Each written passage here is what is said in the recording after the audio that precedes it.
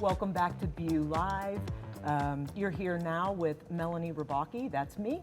I'm a partner over at Perkins Coie, and more importantly, the chairman of Trailhead that is sponsoring this great event. We're super thrilled that you're with us, and whether you're here live or watching us, it's my honor to be sitting here with Mr. Jorgensen, Brian Jorgensen from Capital 11, and we're gonna try to stay on script, but we're gonna talk about the art of the deal.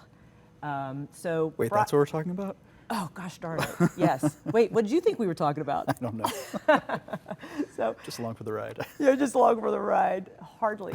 Brian and I were just kind of chatting a little bit about this. We've known each other for a few years now, and we've been chatting about it, and we've definitely seen some interesting things in the market, the national market, and certainly our local market. So Brian has some acronyms that we're going to use to guide our journey here a little bit, because Brian, I don't really think we could talk about the art of the deal. I mean, the art of the deal, that's not like an academic thing, right? Like, you could go study, the art of war or Machiavelli or like whatever, and you can get some skill sets, but you kind of need to know what's going on in the market also to understand, right? Because that's where your leverage, your thesis, your narrative comes from. So you have some fun acronyms. Let's riff a little on them. Well, first I'll say the genesis of these acronyms, because I was intending on just riffing until you sent a late email last night with all of this research, and I was like, oh no, I better come up with better content than what I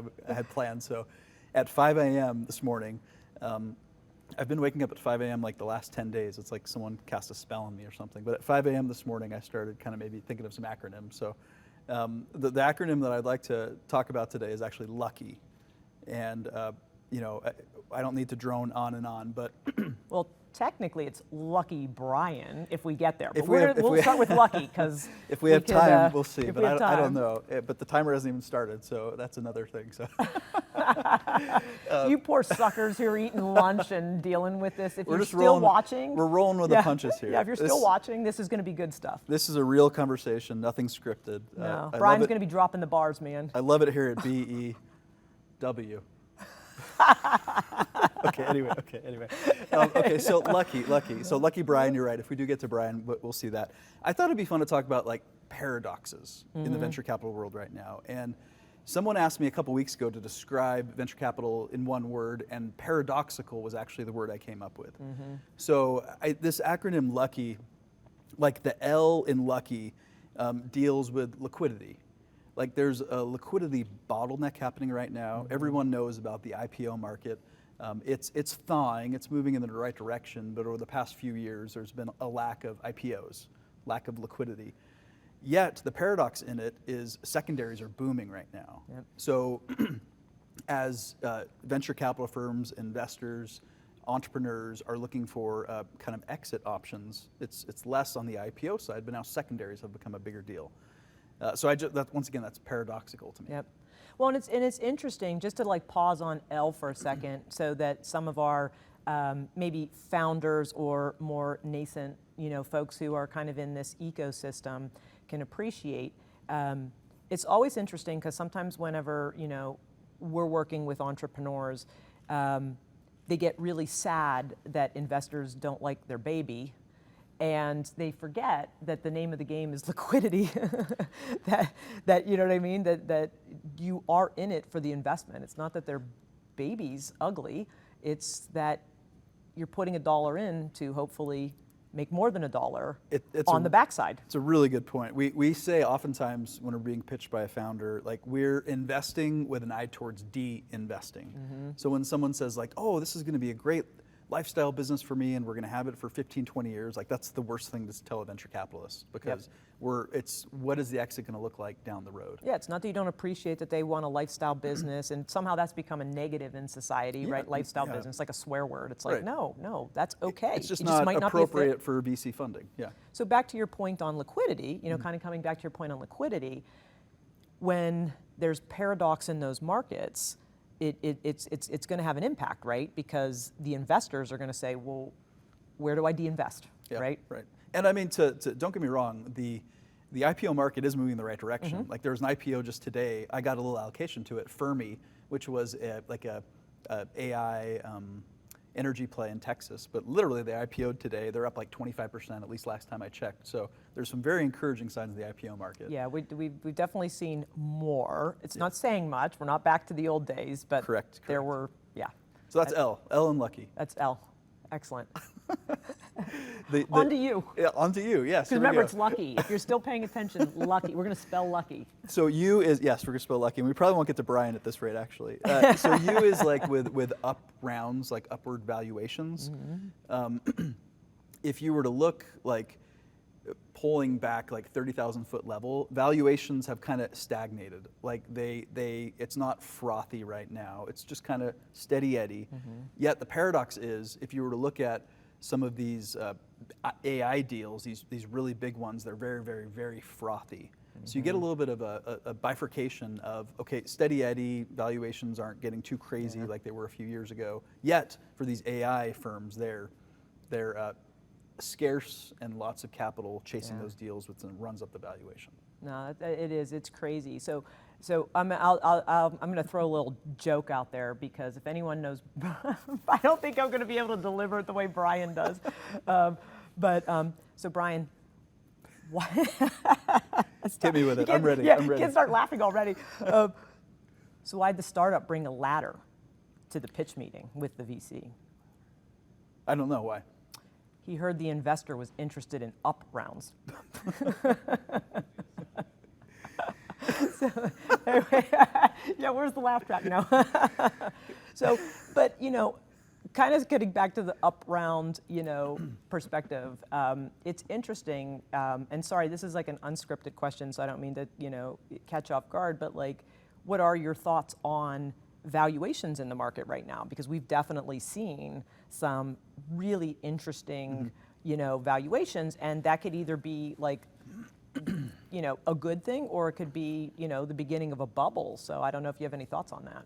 Yeah, I'm particularly with AI, right? I'm very, very, very bullish on AI, actually. So AI infrastructure, data centers, like I believe we're in the early innings, and so I'm very pro that. But I also think in concentric circles. Mm-hmm. So for us at Capital 11, like Idaho is a big focus of ours, then Intermountain West, and then the rest of the country. Yeah. So because of that focus, like Idaho, Intermountain West in particular, the valuations relative to other geographies, it's still favorable from an investor standpoint. And more normalized, so things don't get too, and that's a function of just supply and demand, like most things anyway. Like there's less capital allocators that are investing in Idaho, for example. I wish there would be more, like a rising tide lifts all boats, and over time there will be, but for the time being, the valuation hasn't gotten too crazy that I've seen kind of in this region. And again, for some of you folks that are a little new to like these topics or what we're kind of chatting about, the importance of valuation, like you understand this in your own world, you just might not in this world. And think of it as like buying a house, right? I mean, if you buy a house lower, then you hope to sell it later, and you want to have appreciation on it. But if the house is worth, if the price tag's worth way more than the house, at some point that flattens out, right? And that's kind of some of the concern folks have in this world is how high is high, right? I mean, we're seeing like billion-dollar deals on a regular basis now. Like, when will we start seeing trillion? You know what I mean? Right, and that's just like, I don't even, what's the next number? Google? Like, what does that look like at some point down the road? Yeah. C. Are we ready to get off? We're ready, yeah. So the C in Lucky is concentration. And this is, once again, paradoxes. So we're in this weird spot, and this is as a VC talking. So LPs, limited partners, investors, there's been more and more concentration to these mega funds. Like there's the haves and the have-nots. A lot of these funds are getting larger, they're massive funds. So that's one side. But the paradox of the situation is there's actually more emerging managers and like micro funds than there ever have been in the past. Yeah, that's interesting. So you get both like a concentration and this fragmentation of venture capital firms, which is, it's just, once again, it's a paradox. It's kind of an unusual situation that we're in right now. Yeah, it's interesting. It'll be interesting to see how, so with that fragmentation, do you think there will be more, are they chasing the same deals, or are they like, hey, let's go back to the, you know, I don't want to say bottom of the market, but the earlier stage opportunities? There's a little bit. I think there's this push that a lot of capital allocators in general are becoming a little more broad with their thesis. So they're not purely staying in their lane, like, oh, we were a late stage VC. Now they're willing to do early stage. Some are shifting into becoming RIAs, private equity acquirers. Yeah, They're we're seeing a using lot of some that crossover, yeah, right? I mean, they're using the skill set they've created and like, hey, we have it for this asset class. Why not do it for this one as well? So I do think there's a little bit of, there's not as much staying in your lane anymore, and that's just the evolution of allocating capital. So no, and we definitely see that as a corporate lawyer. We see that in the deals themselves too, right? Yeah. It's like, oh, that's a PE, that's a VC, and you're seeing a lot of blending of and at Capital 11, we do that too, right? We have a venture capital fund. We're on Fund 2 right now. We'll be raising Fund 3 shortly. We have a private equity fund. We have a real estate fund. We just launched an M&A advisory arm. Like, we are very much being proactive and innovative in being able to capitalize on everything happening. No, that's great, particularly for this market. Yeah. So hats off to you for that. Yeah. K.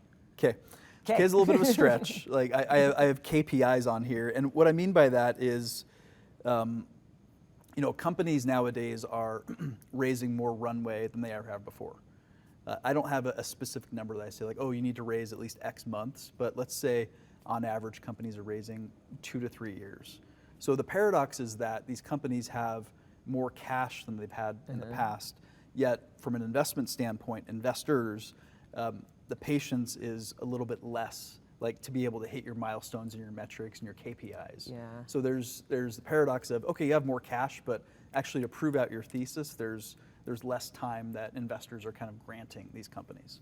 No, this is actually a really interesting one for me personally, sitting in a lot of board meetings with clients, right?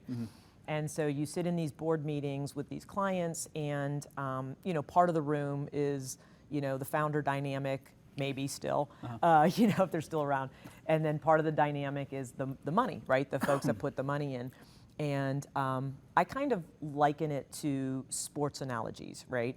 It's like, you know, I have sons that played baseball, and, you know, there was this moment in time where it was like, oh my God, Babe Ruth, watch him hit the baseball, like it's amazing, like it doesn't matter. Like, would he have been someone that a college would look at today, right? Because can he run the 60-yard the right way? Can he hit? Right. Does he have the right power coming off the bat, right? Like, and I kind of wonder about that in the business world, about like, at what point does science take over art, if that makes sense? But the business is the business. It does make sense. I used a sports analogy with a friend of mine yesterday, and I got a hat trick, and then but a fourth thing happened. I was like, wait, what do you call it when four things happen? And yeah, because a turkey's 3-2, right? Is it a grand slam? So it's not a grand slam. Yeah, I guess it could be a grand slam. I don't know. But that's an aside. What are we talking about? Let's go back to why. L.U.K.Y. yeah. So the finishing up this acronym, L.U.K.Y, is, once again, this is a little bit of a cop-out, but yearly trends is what I had kind of thought about. And this is the paradox of record levels of dry powder. So there's record levels of investable capital, yet less deals are happening. Yeah. So I think we're back to like 2016 levels. So it's not that capital is scarce, it's conviction is scarce. So it's harder to get an investor to write a check these days than it was when there was easy money in 21, for example. So paradox, lots of money, fewer deals. Ooh, I like this one. You and I didn't really chat about this in advance, and like,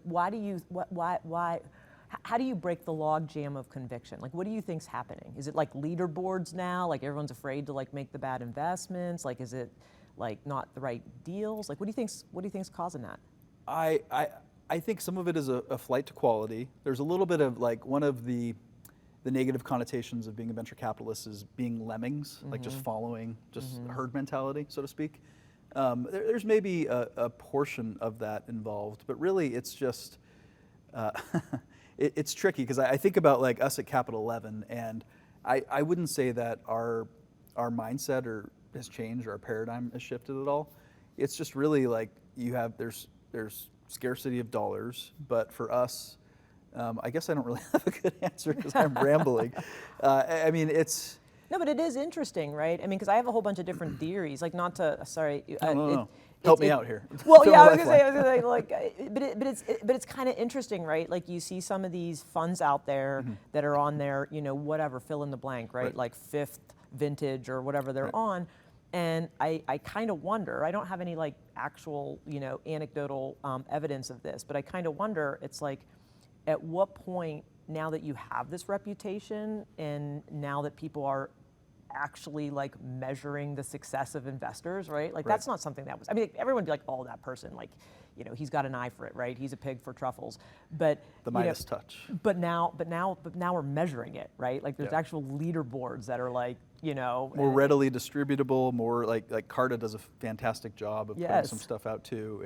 So do you think that creates a chill? Because now people might get a little bit more it might. I think that the Logjam comment you made, like as liquidity events happen, as the IPO market thaws, as M&A becomes a little more prevalent again, like as DPI happens, as capital is returned to LPs, I think then it will thaw everything for everybody. It'll be that trickle down effect. Which I'm a firm believer in free markets, so I think that. But I don't think VCs are like, we're certainly not afraid to take big swings, No. and it's just part of the game. Like there's unfortunately with early stage investing, there's strikeouts and quite a number of them, and you just have to lean in when you have high conviction, when you have signal, and just go for it. Yeah. So for those of you out there, it's tough because a lot of people are like, no one's investing. So maybe the advice to them is, hang tight, guys. Hang tight.